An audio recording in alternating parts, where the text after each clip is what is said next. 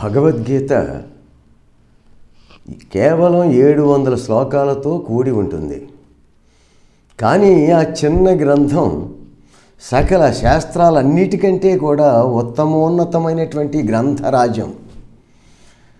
ఎందుకు అంటే సకల వేద సారాంశము, సకల ఇతిహాసాల సారాంశము, సకల పురాణాల సారాంశము, ధర్మశాస్త్రాలు, న్యాయశాస్త్రాలు, నీతి శాస్త్రాల యొక్క సారాంశం అంతా కూడా ఆ చిన్న పుస్తకంలో నిక్షిప్తమై ఉంది. ఎందుకు అంటే పరమాత్ముడే చెప్పాడు కాబట్టి పరమాత్ముడు ఈ సారాంశాన్ని అంతటినీ కూడా చిన్న గ్రంథంలో ఇమర్చగలిగాడు.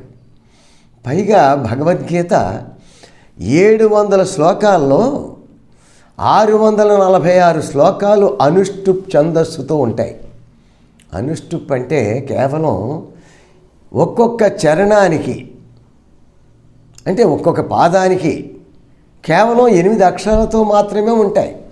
అలాగే 4 పాదాలు కూడా అంతే, యతిప్రాసలు ఉండవు. అంత సులభంగా సులభ శైలిలో పరమాత్ముడు బోధించాడు భగవద్గీతని. ఎందుకు? అర్జునుడి మీద నెపం పెట్టి రాబోయేది కలియుగం కాబట్టి కలియుగంలో కొంతమందినైనా ఉద్ధరింపజేయాలి అనేటటువంటి ఆ సత్సంకల్పంతో చెప్పాడు స్వామి ఆ పరమాత్ముడు. కానీ ఆశ్చర్యం ఏమిటంటే ఆ చిన్న పుస్తకం నిజంగా చెప్పాలి అంటే చదవాలి అంటే కేవలం ఆ పుస్తకం ఒక్కటి చదివేసేసినా సరే పుణ్యప్రదమని చెప్పాడు స్వామి. ఆ భగవద్గీతోపదేశం విన్నట్టయితే చాలు తరిస్తారు, పుణ్యలోకాలకి పంపిస్తానని కూడా హామీగా చెబుతాడు. ఇక మోక్షాన్ని ఇవ్వగలిగేటటువంటి గ్రంథాలు 3 మాత్రమేనని చెప్పబడ్డాయి. వాటినే ప్రస్థాన త్రయము అంటారు. 1 ఉపనిషత్తులు వేదాలు, 2 బ్రహ్మసూత్రాలు, 3 భగవద్గీత. అయితే వేదాలు అర్జున నీ జీవితకాలమే సరిపోదయ్యా, వాటిని అర్థం చేసుకోవడానికి అధ్యయనం చేసుకోవడానికి సరిపోదయ్యా అన్నాడు. ఇక మానవులు మనమెంత? 100 సంవత్సరాలు వారంటీ గ్యారంటీ లేనటువంటి ఆయు ప్రమాణం మనది. అయితే ఒకవేళ మహాపండితోత్తములకి కూడా వేదాలు అంతరార్థాలతో సహా తెలుసుకునేటటువంటి జ్ఞానం ఎక్కడో 1,000,000కి ఒక్కరికి మాత్రమే ఉండొచ్చును. అంచేతనే మనకి ఒక ఉదాహరణ చెబుతాను. శివుడు వేరు కేశవుడు వేరు అని చెప్పేసి వాదోపవాదాలే కాదండి, కొట్లాట్లు, పెద్ద పెద్ద ఘర్షణలు, యుద్ధాలు కూడా జరిగిపోయినట్టుగా కూడా చెబుతారు పెద్దలు. ఎందుకంటే అప్పట్లో ఈ వేదాలు లోపల అర్థాలు తెలుసుకోలేనటువంటి పండితులు ఉండేవారు. ఇప్పుడు కూడా అంతే. నిజానికి ఆది శంకరాచార్యులు ఉద్భవించిన తర్వాత ఎప్పుడు ఉద్భవించారైనా క్రీస్తు కంటే 509 సంవత్సరాలు ముందు పుట్టారాయన. అంటే సుమారు 3000 సంవత్సరాలు దాటింది. ఆ మహానుభావుడు ఉద్భవించిన తర్వాత శివ కేశవ వేరు కాదయ్యా, ఇద్దరూ కూడా పరబ్రహ్మస్వరూపానికి 2 పార్శ్వాలుగా వెలశారు. స్థితికర్త లయకర్తగా ఏకాత్మకులే పరబ్రహ్మస్వరూపానికి అని సభాముఖంగా ఆయన కాలంలో ఉండేటటువంటి మండన మిశ్రుడు మొదలైనటువంటి పండితోత్తముల్ని ఓడించి ఆయన అంతరార్థాల్ని విడదీసి చెప్పగలిగాడు ఆయన. అప్పుడే అద్వైతము, ద్వైతము కాదు, భగవంతుడు ఇద్దరు కాదు, దేవుడు ఒక్కడే, బ్రహ్మం ఒక్కడే, పరబ్రహ్మం ఒక్కడే అని నిరూపణ చేశాడు ఆ రోజుల్లో ఆయన. అదే అద్వైతం అంటే, ఇద్దరు కాదు దేవుడు ఒక్కడే.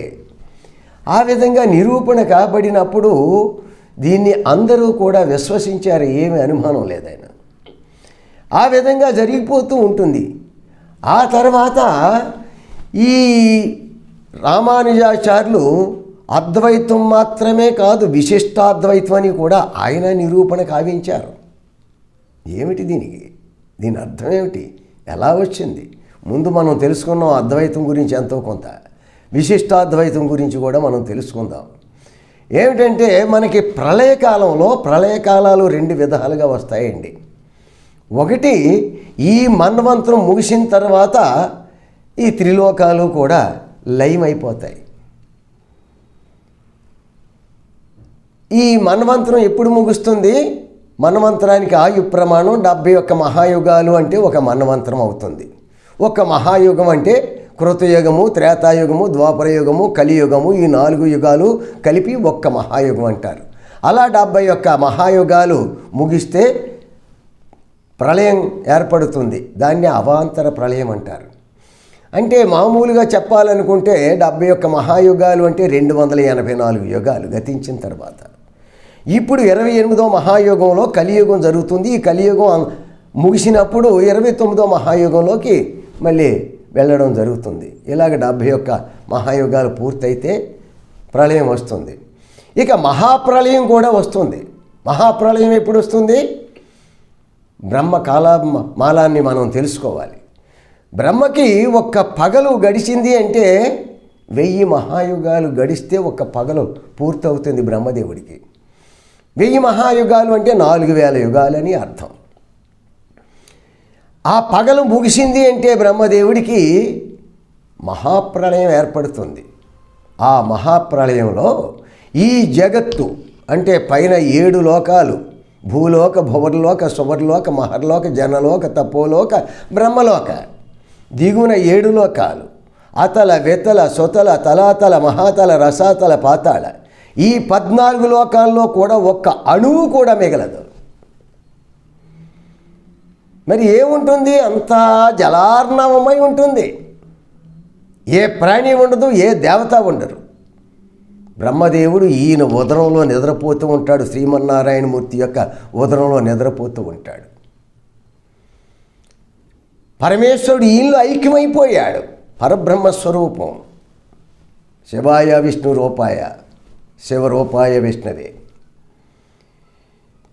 మరి ఈ మరణించినటువంటి దేవతల దగ్గర నుంచి దిగునుండేటటువంటి క్రిమి కీటకాలు మాత్రమే కాదండి, చరాచరాలన్నీ కూడా స్థావరాలతో సహా, పర్వతాలతో సహా ఒక అణువు కానీ ఒక పదార్థం కానీ మిగలకుండా సమస్తము కూడా లయమైపోయాయి. అంత అంధకారం. సూర్యుడు లేడు, చంద్రుడు లేడు, అంత అంధకారమే. మరి ఈ మరణించినటువంటి దేహాలన్నీ కూడా మరణించినప్పుడు ఆత్మలు శాశ్వతాలు కదా.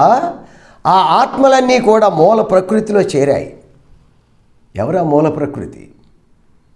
ఆవిడే ఆది పరాశక్తి, ఆవిడే నారాయణి ప్రకృతి. ఆ మూల ప్రకృతిలో ఈ ఆత్మలన్నీ కూడా లయమైపోయాయి, చేరిపోయాయి. వాటికి రూపాలు ఉండవు కదా. సూక్ష్మాతి సూక్ష్మమైనటువంటి వే కదా మొత్తం ఆత్మలన్నీ కూడా. ఆ ప్రకృతి, ఆ మూల ప్రకృతి తన రూపాన్ని కూడా విడిచిపెట్టి తన ఆత్మతో పాటు ఈ ఆత్మలన్నిటినీ కూడా పరమాత్మలోకి ప్రవేశపెడుతుంది. ఇప్పుడు పరమాత్ముడు ఒక్కడే, ఆయనే పరబ్రహ్మ, ఆయనే. అదే విశిష్టాద్వైతం అంటే కూడా అన్నీ కూడా ఆయనలోకి చేరిపోయాయి. ఇక ఆయనే ఉన్నాడు. ఆయన ఇప్పుడు మళ్ళీ సృష్టి ఎప్పుడు ప్రారంభం అవుతుంది? బ్రహ్మదేవుడికి ఆ రాత్రి కాలం ముగిసిన తర్వాత, అంటే 4000 యుగాలు ముగిసిన తర్వాత మళ్ళీ సృష్టి ప్రారంభం అవుతుంది. చాలా ఆశ్చర్యం ఏమిటంటే, ఆ సృష్టి ప్రారంభం కానప్పుడు, అంటే ఈ ప్రాణులన్నీ కూడా లయం కాబడినప్పుడు 4000 యుగాలు తర్వాత మళ్ళీ సృష్టి కాబడుతుంది కదా. అప్పుడు ఈ సృష్టిలో లయం కాబడినటువంటి ఆత్మలు ఏవేవి పుణ్యాలు చేసుకున్నాయి, ఏవేవి పాపాలు చేసుకున్నాయి, వాటి కర్మలను అనుసరించే మళ్ళీ 4000 యుగాలు తర్వాత సృష్టి ప్రారంభం అయ్యేటప్పుడు ఆయా రూపాలు ధరిస్తాయట. పరమాత్ముడికి సంబంధం ఉండదు. కానీ మరి వాళ్ళ పాపాలని పరిహరించుకోవడానికి ఆయనే చెప్పాడు కదా, నేను మాత్రమే తొలగించగలను అంటాడు. ఇది యథార్థం. 18వ అధ్యాయం 66వ శ్లోకంలో చెబుతాడు కదా. అర్జునుడి మీద నెపం పెట్టి మనకు చెబుతాడు మొత్తం భగవద్గీత అంతా కూడా. సర్వధర్మాన్ పరిత్యజ్య మాం ఏకం శరణం వ్రజ అహం త్వా సర్వ పాపేభ్యో మోక్షయిష్యామి మా శుచః అంటాడు. నీ పాపాలన్నీ కూడా నేను తొలగిస్తానయ్యా, నీ సర్వధర్మాలన్నీ కూడా నువ్వు చేసినటువంటి పుణ్య కృత్యాలన్నీ కూడా కృష్ణార్పణం అంటూ కూడా నాకు అర్పణ చేసి నన్నే ఆశ్రయించి ఉండు, నీ సర్వ పాపాలని కూడా నేను తొలగిస్తాను, నీకు మోక్షాన్ని ప్రసాదిస్తాను అంటాడు. ఇక ఈ ప్రస్థానత్రయంలో వేదాలు మన జీవితం సరిపోదు కదా. ఇక రెండవ గ్రంథం ఏమిటి? బ్రహ్మసూత్రాలు. బ్రహ్మసూత్రాల గురించి రాసినటువంటి వ్యాస మహర్షి స్వయంగా చెబుతాడు. బ్రహ్మసూత్రాలను అర్థం చేసుకోవడం సామాన్యం కాదు, ఉపనిషత్తుల కంటే కూడా కఠినాతి కఠినంగా ఉంటుందని ఆయనే చెప్పాడు. ఇది యథార్థం కూడా, కొరుకుడు పడవు. దానికి భాష్యం రాయాలి అంటే నర్మదా నదిని బంధించగలిగినటువంటి మహనీయుడు మాత్రమే రాయగలడు అన్నాడు.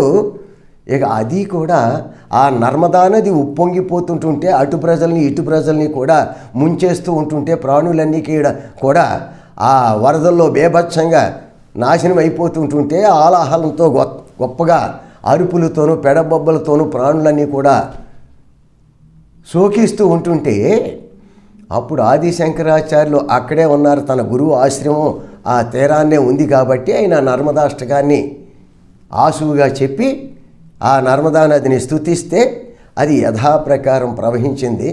అప్పుడు మెచ్చుకున్నాడు ఆయన వ్యాస మహర్షి ఆది శంకరాచార్యుల వారిని వారణాసిలో ప్రత్యక్షమయ్యి నువ్వు రాయగలవన్నాడు, రాశాడైన. ఆ భాష్యానికి అనువాదం కూడా మనలాంటి వాళ్ళకి అర్థమయ్యేటట్టు కూడా చేయలేకపోతున్నారు, క్షమించాలి పండితోత్తములు. అంత క్లిష్టమైనటువంటి గ్రంథం అది. మనం ముందు తెలుసుకోవాల్సింది ఆ బ్రహ్మసూత్రాలు వ్యాస మహర్షి చెప్పినట్టే.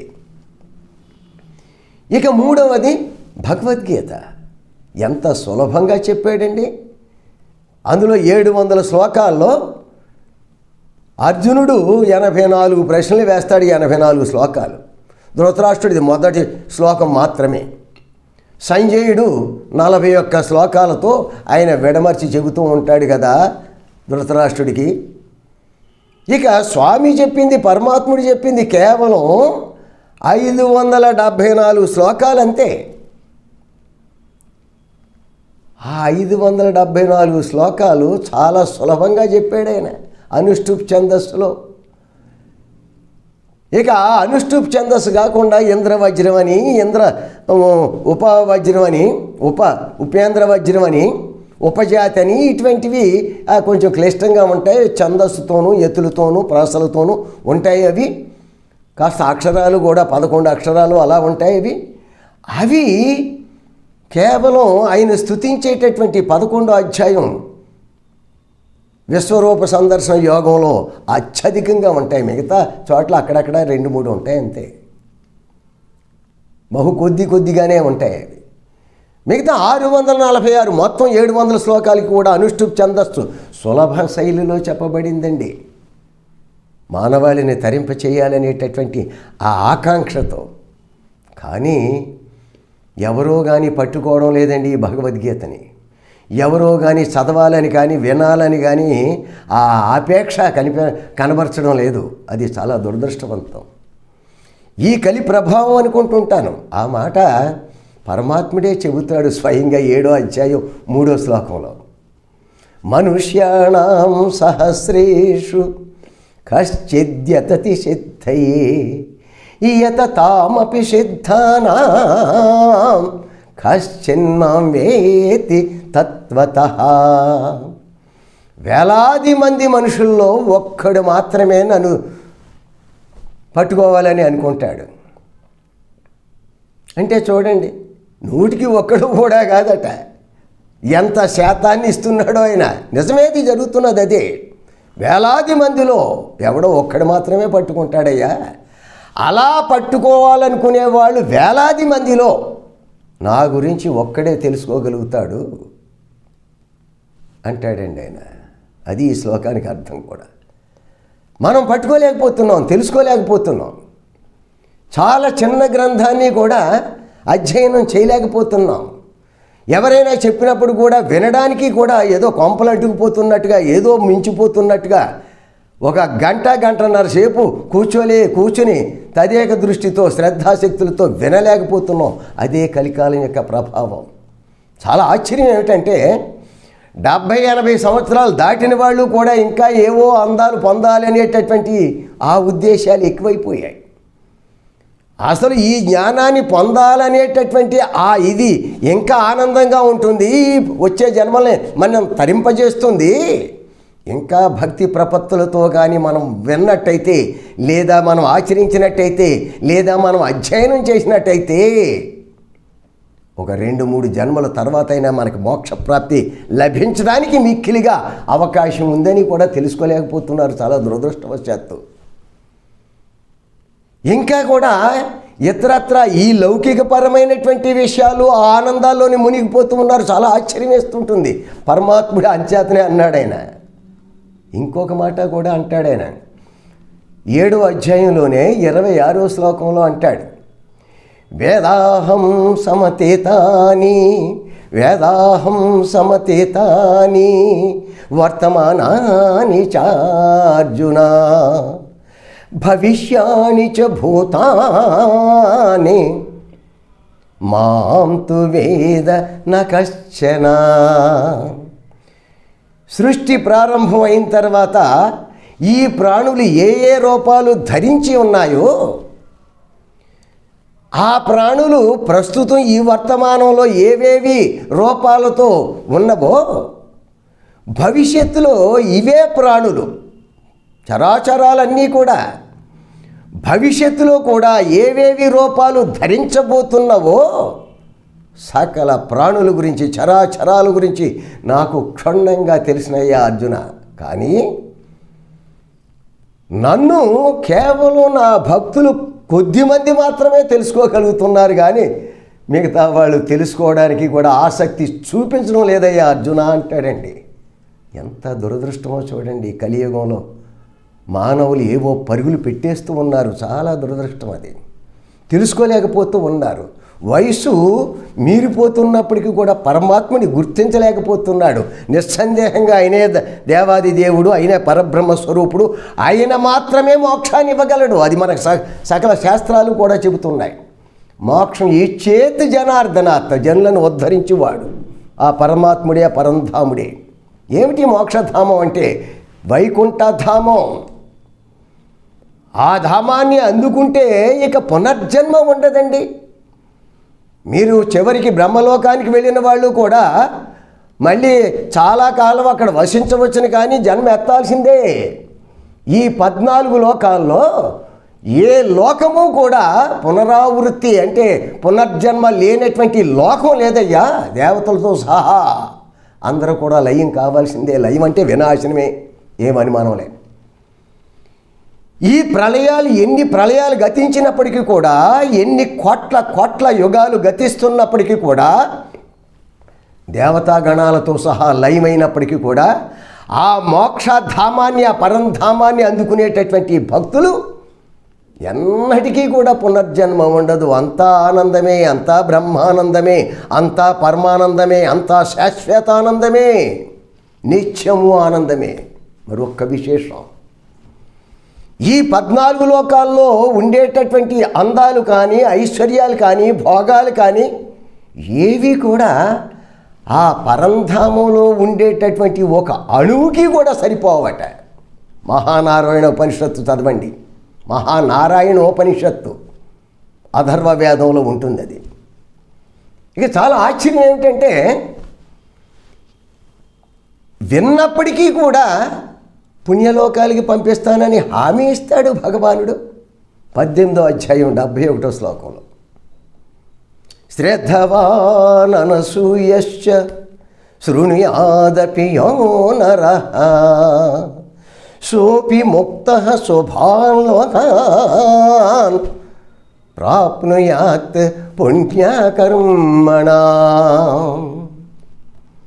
వింటే చాలయ్యా ఈ గీతోపదేశాన్ని. విన్నవాళ్ళని పుణ్యలోకాలకి పంపిస్తాను. వ్రతాలు, నోములు, ఉపవాసాలు, యజ్ఞాలు, యాగాలు, దానాలు, ధర్మాలు ఎల్లప్పుడూ కూడా కావిస్తూ ఉంటారే, వాళ్ళు పొందేటటువంటి ఆ పుణ్యలోకాలు స్వర్గం మొదలుకొని బ్రహ్మలోకం వరకు కూడా నేను పంపిస్తానంటాడు. కానీ మోక్షం సరిపోదండి. మోక్షం ఎప్పుడు ఇంకా ఆయన గురించి పూర్తిగా తెలుసుకోవాలి. అయితే ఇక్కడ జన్మకి కూడా ఇంకా భక్తుడిగా పుట్టిస్తాను సుమా, వాళ్ళని భ్రష్టులు కానివ్వను అంటాడండి. ఆ తర్వాత జన్మలో యోగీశ్వరులుగానే పుట్టేటట్టుగా చేస్తాడట కూడా. ఆ విధంగా నేను తరింపచేస్తాను, కానీ నా భక్తులు ఎంత మాత్రం కూడా భ్రష్టులు కానివ్వనయ్యా అని కూడా హామీ ఇస్తాడండి. ఇంకా ఆశ్చర్యం ఏమిటంటే, ఈ గీతని, భగవద్గీతని చదివినవాడు కూడా, అధ్యయనం చేసిన వాడిని కూడా నేను తరింపజేస్తానని హామీ ఇస్తాడు. అది 18వ అధ్యాయం 70వ శ్లోకం. ఇక కాస్త ముందు ఉంటుంది అది. 71 విన్నవాడికి, 70 చదివిన వాడికి, అధ్యయనంతో చదివిన వాడికి. ఏదో గుడ్డేది చేలో పడినట్టుగా ఆ చదివి చేసాం కదా నాకు పుణ్యలోకాలకు వెళ్ళిపోతాను అనుకోవడం అంత తెలివి తక్కువతనం మరొకటి ఉండదు. అధ్యయనం చెయ్యాలి, అర్థం చేసుకుంటూ, అదే అధ్యయనం. ఏమంటాడు అక్కడ? అధ్యేష్యతే చయమం ధర్మ్యం సంవాదమావయో జ్ఞానయజ్ఞేన తేనాహం యష్టహస్యామితి మే మతి. అంటే ఈ ధర్మ సంబంధమైనటువంటి అర్జున, నీకు నాకు జరిగినటువంటి ఈ ధర్మబద్ధమైనటువంటి సంవాదం ఉందే, ఈ సంభాషణ ఉందే, ఇది అధ్యయనం చేస్తూ పఠించిన వాడిని కూడా నేను తరింపజేస్తానయ్యా అర్జున అంటాడండి. ఎంతటి భాగ్యాన్ని పట్టుకోలేకపోతున్నారు ఈ కలికాలంలో మానవాళి. ముసలి వాళ్ళ దగ్గర నుంచి, పడిచి వాళ్ళ దగ్గర నుంచి కూడా, ముసలి వాళ్ళ వరకు కూడా ఏమిటో వాళ్ళకి తెలియక ఏమిటో అర్థం కావడం లేదు. చాలా ఆశ్చర్యం వేస్తుంది. అసలు భగవద్గీతని మించినటువంటి గ్రంథం మరొకటి లేదు. యథార్థం అంచేతనే ఇవాళ అసెంబ్లీలో కానివ్వండి, పార్లమెంట్లో కానివ్వండి, కోర్టుల్లో కానివ్వండి, సుప్రీంకోర్టులో కానివ్వండి, భగవద్గీత మీదే ప్రమాణం చేయడానికి కారణం ఇంతకంటే గొప్ప గ్రంథం మరొకటి ఏది కాదు. సాక్షాత్తు పరంధాముడే, ఆ పరమాత్ముడే చెప్పాడు కాబట్టి అంతటి ఉత్కృష్టమైనటువంటి గ్రంథరాజమని మీకు మనవి చేస్తూ, భగవద్గీతను వినండి, చదవండి, తరించండి అని మనవి చేస్తూ సెలవు తీసుకుంటాను. నమస్తే.